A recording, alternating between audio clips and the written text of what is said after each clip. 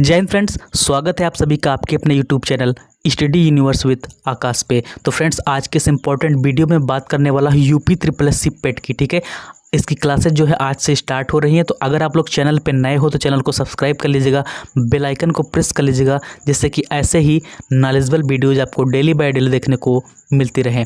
ठीक है, तो वीडियो को स्टार्ट करते हैं। यहाँ पे फ्रेंड्स आपको थोड़ा सा समझना होगा कि जो यूपी ट्रिपल एस सी पेट है, ठीक है, पेट जो 2023 है आपका, ठीक है, 2 बार इस पेट का एग्ज़ाम हो चुका है। तो जो अब की बार जो होगा वो होगा 2023 का। ठीक है, 2021 और 22 का हो चुका है।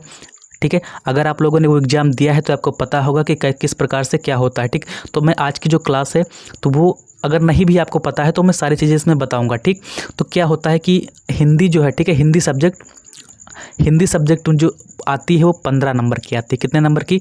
15 नंबर की। ठीक है, यहाँ पे देखिएगा आप लोग कि हिंदी सब्जेक्ट जो है मेरे दोस्तों कितने नंबर की आती है? 15 नंबर की। ठीक, 15 नंबर बहुत ही बड़े नंबर होते हैं। ठीक है, अपने आप में किसी भी कंपटीशन में एक एक नंबर से लोग रह जाते हैं, आधे नंबर से रह जाते हैं। तो 15 नंबर बहुत ही बड़ी बात होती है, क्योंकि पिट में जितना अच्छा स्कोर करेंगे आप ना, जितना बेहतर स्कोर करेंगे पिट में, ठीक है, आपका जो लक्ष्य होना चाहिए, जो एम होना चाहिए पिट में स्कोर करने का, वो केवल पास होने का नहीं। ठीक है, पास होकर आप कुछ भी नहीं कर सकते इसमें, क्योंकि जितनी भी वैकेंसी आती है मेरे दोस्त, जितनी भी वैकेंसी आती है उसमें जो है आगे के जितने भी अच्छे बच्चे होते हैं, ठीक है, जिनका स्कोर हाई होता है, उसी हिसाब से कट ऑफ बनती है और उन्हीं को क्या करता है, वैकेंसी मान लीजिए आई आपकी जैसे कि 1000 वैकेंसी आई, ठीक है, तो 1000 वैकेंसी आएंगी तो उसका जो है 30 गुना।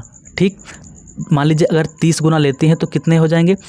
1000 का 30 गुना, 30 से इसको गुणा कर देंगे तो 30 और 3 जीरो यहाँ पे लग गए। ठीक, तो आपका हो जाएगा 30,000, यानी कि केवल 30,000 बच्चों को, मान लीजिए 1000 वैकेंसी आई तो अगर वो आयोग 30 गुना ले रहा है, ठीक है, यानी कि बच्चों का जितने बच्चे हैं, ठीक है, वैकेंसी है उसका 30 गुना बच्चों को ले रहा है।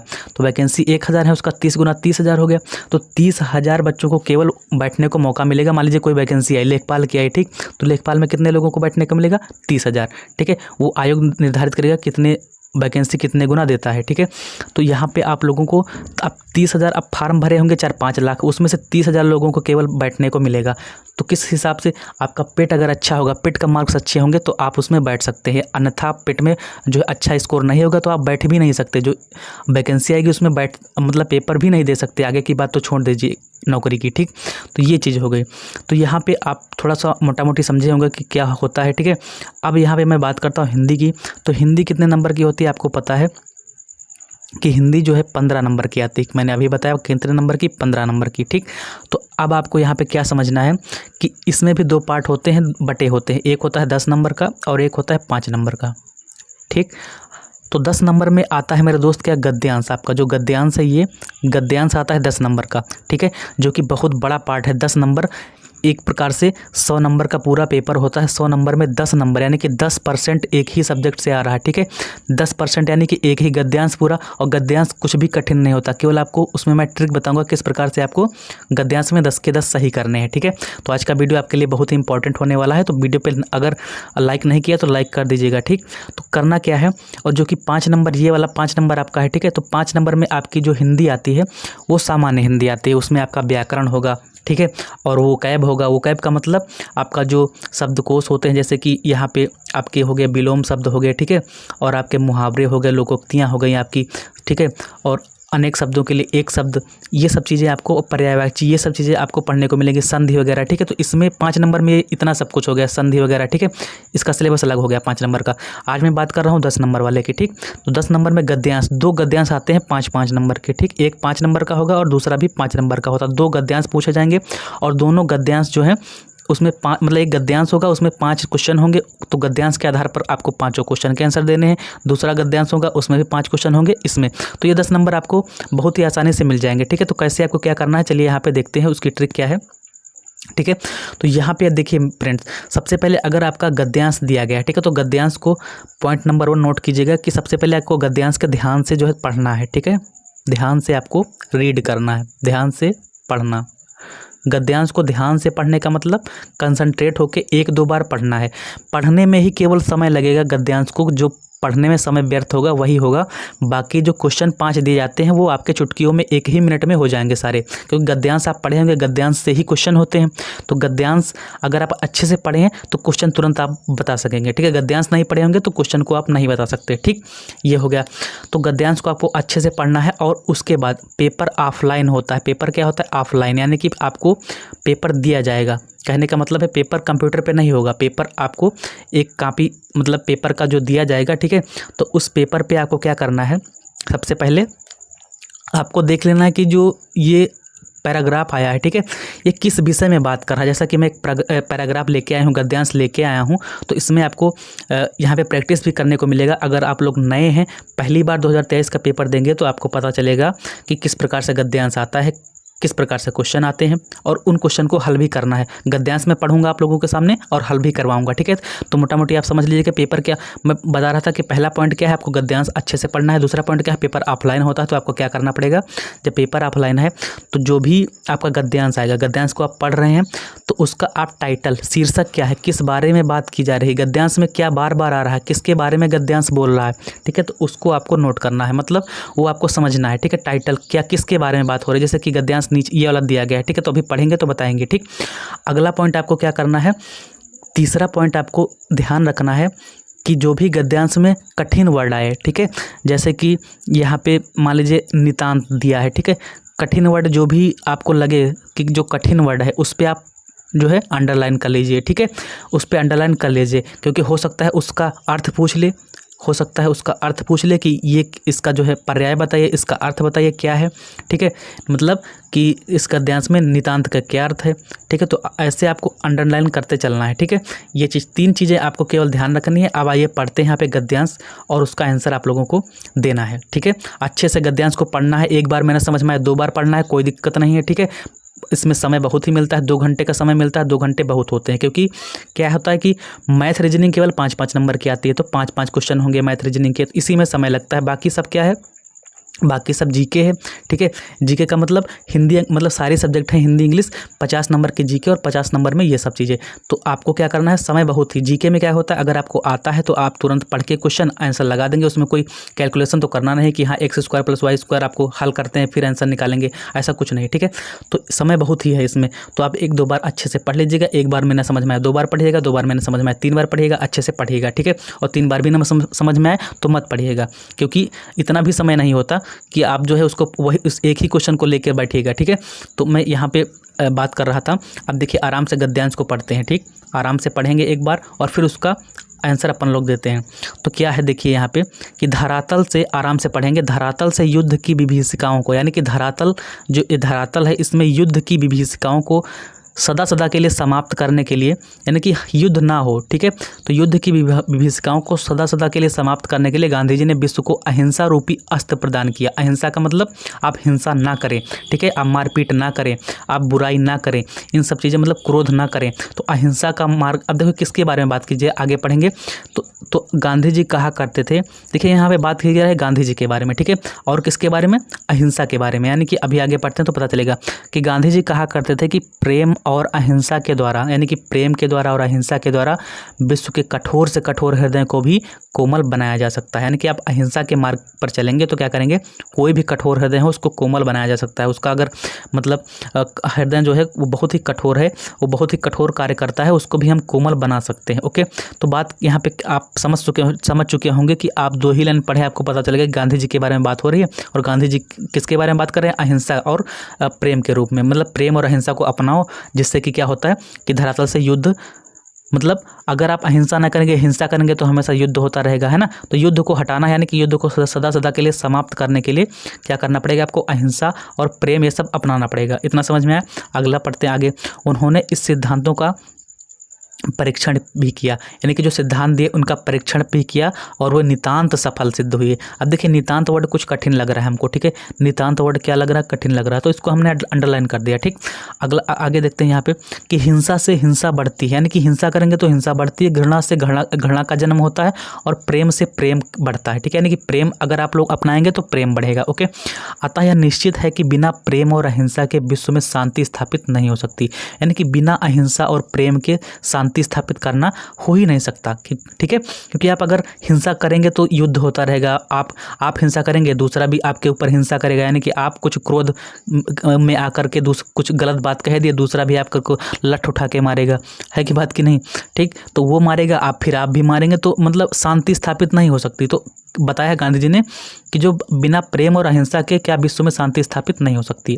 आगे देखते हैं, आगे क्या है कि शांति के अभाव में, ठीक है, शांति कोई यहाँ लड़की नहीं है, ठीक है मेरे दोस्त, शांति कोई लड़की नहीं, शांति का मतलब है शांति, मतलब एक पीसफुल, ठीक है, पीस, आराम से, शांति मतलब शांति का माहौल, उस हिसाब से, ठीक है, शांति, हल्ला उल्ला ना हो, शांति एकदम मन शांत, ठीक है। तो शांति के अभाव में, यानी कि अगर शांति ना हो, ठीक है, शांति ना हो, उसके अभाव का मतलब कमी, ठीक है। तो शांति की कमी है अगर, तो में मानव जाति का विकास संभव नहीं है, यानी कि शांति की अगर कमी है, शांति की कमी है देश में या विश्व में, तो मानव जाति का विकास संभव नहीं है। कौन कहते हैं? गांधी जी, ठीक है। जिस हिसाब से पैराग्राफ दिया हुआ, गद्यांश दिया हुआ, उसी हिसाब से आपको आंसर देना है, ठीक है। ये बात होगी। प्रत्येक राष्ट्र का स्वर्णिम युग वही कहा जाता है जब वहाँ पूर्ण शांति और सुख रहा हो तथा उत्तमोत्तम रचनात्मक कार्य किए जाते हों। यानी कि स्वर्णिम युग हम उसे कह सकते हैं जहाँ पर क्या होता है, शांति हो, सुख हो और उत्तमोत्तम रचनात्मक कार्य किए जाते हैं, यानी उत्तम से उत्तम रचनात्मक कार्य किए जाते हो, ठीक है। इतना हो गया। आगे पढ़ते हैं। देखिए पैराग्राफ चाहे जितना बड़ा आ जाए, एक लाइन, मतलब एक पेज का, 2 पेज का, आपको पैराग्राफ पढ़ने में समय लगेगा, बाकी क्वेश्चन सॉल्व करने में बहुत ही कम समय लगेगा, आप खुद देखिएगा भी, ठीक। अगला क्या है, आगे देखते हैं यहाँ पे कि भौतिक दृष्टि से व्यापार और कृषि की उन्नति भी शांति काल में ही संभव होती है। यानी कि शांति काल में अगर शांति होगा तभी कृषि और व्यापार, ये सब चीज़ें उन्नति होगी इसकी, ठीक है। अतः हम यदि विश्व का कल्याण चाहते हैं, यानी कि विश्व को हम कल्याण मार्ग में लेकर जाना चाहते हैं, तो हमें युद्ध का बहिष्कार करना ही होगा, यानी कि युद्ध को हटाना ही होगा, युद्ध का हमको बहिष्कार करना ही होगा। यानी कि युद्ध जो है मोटा मोटी आप देख सकते हैं कि यहाँ पे गांधी जी ने युद्ध को हटाने की बात की है, ठीक है, और शांति व्यवस्था को अपनाने की बात की है। इतना समझ में आया।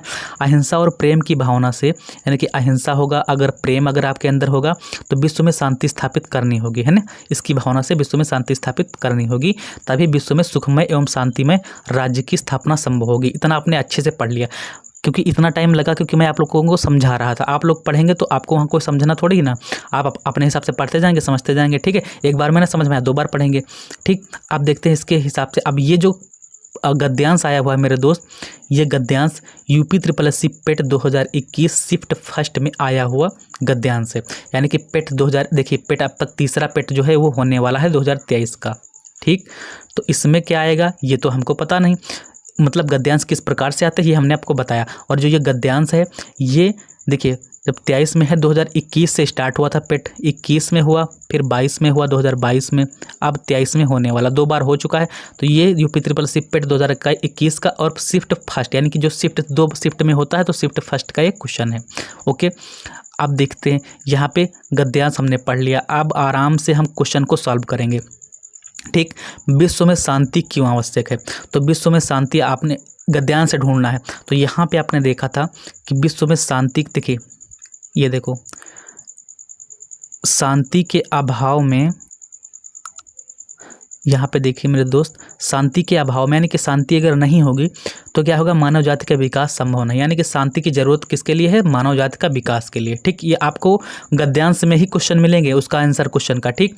तो देखिए पहला क्या था कि विश्व में शांति क्यों आवश्यक है? तो मानव जाति के विकास के लिए, ओके। अगला देखते हैं यहाँ पे। दूसरा क्वेश्चन है कि विश्व शांति की स्थापना के लिए सबसे आवश्यक है। आपने पढ़ा कि अगर विश्व की शांति अगर हमको करना है तो क्या हमको अपनाना पड़ेगा? हिंसा और भय तो अपनाना नहीं पड़ेगा। हमने क्या पढ़ा क्वेश्चन में, जो आप पैराग्राफ पढ़े उसमें किसकी बात की जा रही है? अहिंसा और प्रेम। अहिंसा और प्रेम के जरिए हम विश्व में शांति की स्थापना कर सकते हैं, ठीक। ये ऑप्शन नंबर 20 का सही हुआ। अगला क्वेश्चन है कि अभी आपने पढ़ा था कि कठोर से कठोर हृदय को भी कोमल बनाया जा सकता है। किसके द्वारा बनाया जा सकता है? अहिंसा के द्वारा, ठीक है, अहिंसा के द्वारा। ये आपके गद्यांश में दिया गया है, अगर आप चाहें तो ऊपर देख भी सकते हैं, ठीक है, क्योंकि हमको बार बार ऊपर नीचे करना पड़ता है। तो यहाँ पे आप लोग देख सकते हैं कि ये देखो लिखा हुआ मेरे दोस्त, क्या लिखा हुआ कि अहिंसा के द्वारा विश्व के कठोर से कठोर हृदय को भी कोमल बनाया जाता है। किसके द्वारा? प्रेम और अहिंसा के द्वारा। तो यहाँ पे केवल ऑप्शन में अहिंसा दिया है तो आप अहिंसा लगा देंगे, अगर दोनों दिया होता प्रेम और अहिंसा के द्वारा तो दोनों यही लगाते, ठीक। Option number C. अब देखिए चौथा किसी भी राष्ट्र के स्वर्णिम युग के प्रमुख तत्व हैं, यानी कि कोई भी राष्ट्र के स्वर्णिम युग के प्रमुख तत्व क्या है? अभी आपने पढ़ा कि शांति और सुख और रचनात्मक कार्य जहाँ होते हों तो वहाँ वही क्या होता है? स्वर्णिम युग ना। अगर माने आप तो ऊपर आप लोग देख लें, ये देखो लिखा हुआ है आपके गद्यांश में, ये देखो क्या लिखा हुआ कि राष्ट्र का स्वर्णिम युग वही है जहाँ पर क्या हो? पूर्ण शांति हो, सुख हो और उत्तमोत्तक रचनात्मक कार्य किए जाते हों। ठीक, अब देखो यहाँ पे आपके क्वेश्चन में क्या था कि स्वर्णिम युग कौन सा होता है? शांति हो, जहाँ सुख हो और रचनात्मक कार्य किए जाते हैं। देखो ऑप्शन नंबर डी तुरंत लगा देंगे आप। अब हमको आपको समझाना है तो थोड़ा सा टाइम लग रहा है, ठीक है। और अगला जो है आपका लास्ट, देखिए 5 ही क्वेश्चन आएंगे, 5 नंबर आपको फटाक से मिल जाएंगे, ठीक। तो इसमें आपको गलती बिल्कुल नहीं करना, आपको ये 10 नंबर आपके पक्के करने हैं, ठीक है। ये 10 नंबर आपको कहीं जाने नहीं देने हैं, क्योंकि आपको गद्यांश से ही आपको निकालना है आंसर, ठीक। तो गद्यांश को अच्छे से पढ़ना। अगला क्वेश्चन है कि नितांत। देखिए मैंने बताया था जो कठिन शब्द हो उसको आप लोग अंडरलाइन करते रहिएगा, मैंने नितांत पे अंडरलाइन भी किया था। नितांत शब्द का उपयुक्त पर्याय, मतलब पर्याय का मतलब पर्यायवाची, उसी हिसाब से उसका पर्यायवाची भी कह सकते हैं नितांत का, ठीक। मतलब और नितांत का अर्थ क्या है ये भी कह सकते हैं, ठीक, क्योंकि अर्थ ही पर्यायवाची होता है। कैसे? जैसे कि आपका यहाँ पे पानी हो गया, ठीक है, तो पानी का पर्यायवाची क्या होता है? नीर, तोय, है ना, जल, ये सब होता है। तो अब देखिए, यानी कि पानी को हम नीर भी कह सकते हैं, तो ये क्या हुआ? इसका पानी को नीर भी कह सकते हैं, यानी कि दोनों के अर्थ तो समान ही हैं। तो यही चीज़ है कि इसका उपयुक्त अर्थ क्या है नितांत का, ठीक। तो नितांत का मतलब क्या है? अब यहाँ पे थोड़ा सा देखिएगा, नितांत का मतलब क्या है, क्योंकि यहाँ पे पैराग्राफ में आया था नितांत, ठीक। तो नितांत अब कहाँ पे आया था ये देख लीजिए, ऊपर ये देखो लिखा हुआ है, यानी कि उन्होंने सिद्धांतों का परीक्षण किया और वे नितांत सफल सिद्ध हुए, यानी कि बिल्कुल सफल सिद्ध हुए, यानी कि नितांत का मतलब एकदम सफल हुए, ठीक है, बिल्कुल सफल हुए, ठीक है। तो यहाँ पे क्या था आपका नितांत शब्द का पर्याय क्या है? तो बिल्कुल, ठीक है, ऑप्शन नंबर बी सही होगा।